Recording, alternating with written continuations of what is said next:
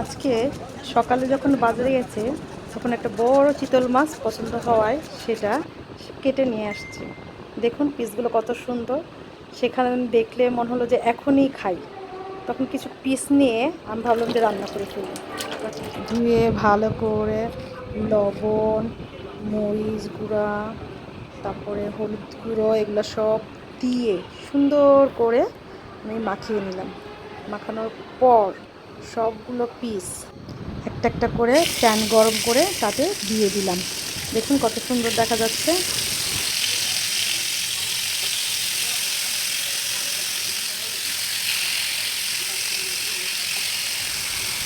যখন একটা পাশ হয়ে এলো তখন আমি এটাতে একটু একটু করে উল্টে দিলাম। খুব ধীরে ধীরে উল্টাতে হবে বা সুন্দর করে উল্টাতে হবে যেন ভেঙে না যায়। ভেঙে গেলেই আর দেখতে ভালো লাগবে না। এর পাশাপাশি আমি পেঁয়াজ, কাঁচামরিচ, ধনেপাতা, তারপর ফুলকপি এগুলো বের করে নিলাম।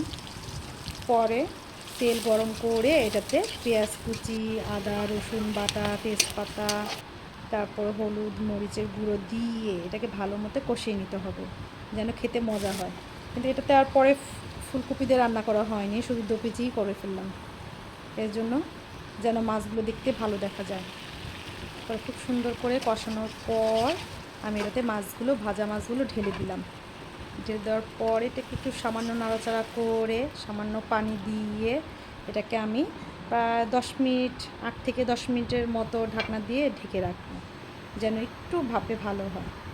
তারপর কিছুক্ষণ পর উঠিয়ে আমি একটু ধনেপাতা দিয়ে সুন্দর করে দেখতে পরিবেশন করতেও